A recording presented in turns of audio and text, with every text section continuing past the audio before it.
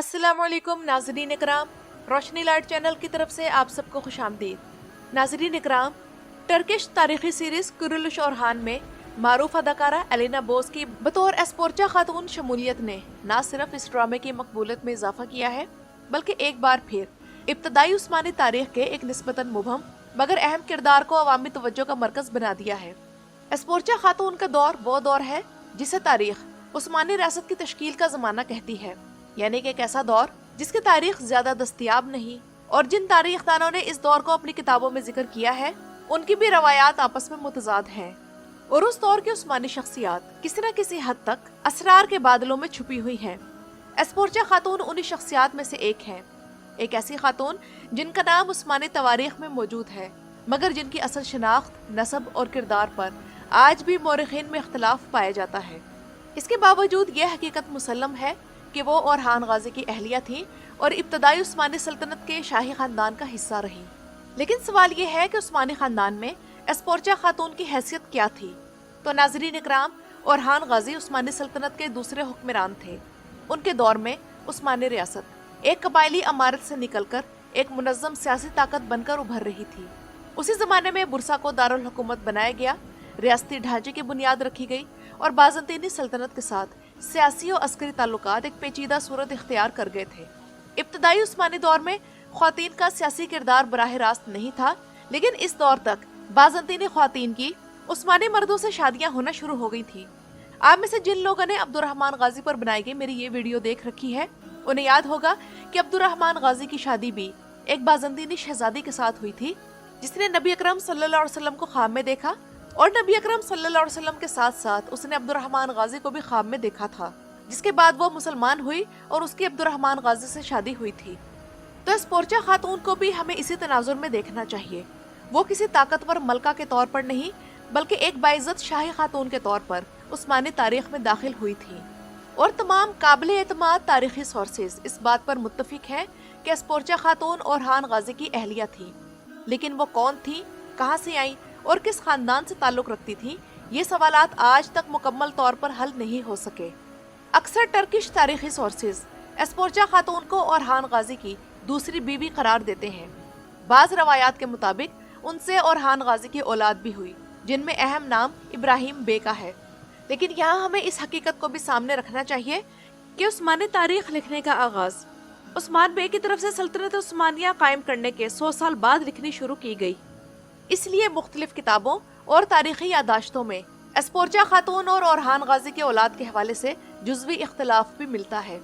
इसके बावजूद ये बात अहम है कि एस्पोर्चा खातून उन चंद ख्वातीन में शामिल थी जिनका जिक्र काफी दस्तावेज में मिलता है, और यही चीज़ इनके तारीखी वजूद को मजबूत बनाती है। यहाँ मैं नाज़रीन इकराम वजाहत करती चलूँ कि वक्फ या औकाफ इस्लामी मुआशरे का एक ऐसा निज़ाम है जिसमें कोई शख्स अपनी मलकियत या अपनी आमदनी अल्लाह की रजा के लिए मुस्तकिल तौर पर अवामी या फलाही मकसद के लिए वक्फ कर देता है।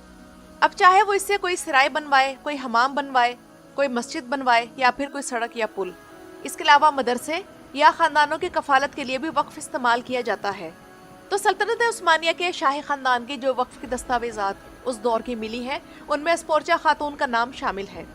अब आते हैं इस तरफ कि एस्पोर्चा खातून एक बाज़ंतीनी शहजादी थी या फिर बाज़ंतीन से ताल्लुक रखने वाले किसी आला खानदान की बेटी थी। तो नाज़रीन इकराम, एस्पोर्चा खातून के खानदान के बारे में सबसे ज्यादा बहस होती है। अवामी और बाज़ गैर तहकीकी रवायात में इन्हें कभी बाज़ंतीनी शहनशाह एंड्रोनिकोस 2 या 3 की नाजायज बेटी करार दिया गया, लेकिन संजीदा तारीखदान इस दावे को रद्द करते हैं, और इसकी वजह साफ है कि बाज़ंतीनी शाही नसबनामे, दरबारी रिकॉर्ड और सफारती शादियाँ, उन सब का बाज़ंतीनी तारीख में तफसील से इंदराज मौजूद है, और एस्पोर्चा खातून का नाम उनमें कहीं भी बतौर शहजादी मौजूद नहीं। तो जदीद तारीखदानों का रुझान इस तरफ है कि एस्पोर्चा खातून किसी यूनानी या बाज़ंतीनी आला खानदान से ताल्लुक रखती थी, मगर शाही खानदान से नहीं। बाज़ तारीखदान इन्हें बिलिजिक या इतराफ के किसी मकामी बाज़ंतीनी तकफूर की बेटी करार देते हैं, लेकिन ये दावा भी ठीक नहीं, क्योंकि इस तरह वो ओरहान गाजी की पहली बीवी नीलुफर खातून और एस्पोर्चा खातून के किरदारों को मिक्स कर देते हैं। अलबत्ता ये बात तकरीबन तयशुदा है कि एस्पोर्चा खातून ने इस्लाम कबूल किया, उस्मानी नाम इख्तियार किया और मुकम्मल तौर पर उस्मानी मुआशरे का हिस्सा बन गई। एस्पोर्चा खातून के वक़ार का अंदाज़ा इस बात से लगाया जा सकता है कि उस्मान बे جو کہ orhan غازی کے والد اور سلطنت عثمانیہ کے بانی تھے، تو انہوں نے اسپورچا خاتون کو خود کئی دیہاتوں کی آمدنی عطا کی تھی، جن میں نارلی اور کیاکلی جیسے علاقے شامل ہیں، اور یہ کوئی معمولی بات نہیں تھی۔ ابتدائی عثمانی ریاست میں کسی کو زمین یا ماہانہ رقم عطا کرنا صرف معاشی سہولت کے لیے نہیں بلکہ سیاسی اعتماد اور خاندانی احترام کی علامت ہوتا تھا، اور یہ ایک اعزاز سمجھا جاتا تھا۔ تو نیلوفر خاتون کی طرح اسپورچا خاتون بھی ان اولین عثمانی خواتین میں شامل ہیں جنہوں نے اپنا ذاتی وقف یعنی فاؤنڈیشن قائم کی۔ 1323 میں قائم کردہ اس وقف میں انہوں نے اپنی آمدنی کو اپنی اولاد اور فلاحی مقاصد کے لیے وقف کیا۔ یہ عمل اس بات کی دلیل ہے کہ وہ مالی معاملات کی سمجھ رکھتی تھی، اسلامی سماجی روایت سے واقف تھی اور عثمانی ریاست کے فلاحی کلچر میں عملی حصہ لے رہی تھی۔ اور ویسے بھی ابتدائی عثمانی معاشرے میں خواتین کے وقف نہایت اہم سمجھے جاتے تھے، اور یہی روایت بعد میں والدہ سلطانوں کے عہد میں عروج پر پہنچی۔ یاد رہے کہ والدہ سلطان عثمانی سلطان کی والدہ کو کہا جاتا تھا۔ اب بات کرتے ہیں ناظرین اکرام کہ orhan غازی سے اسپورچا خاتون کی کتنی اولاد ہوئی۔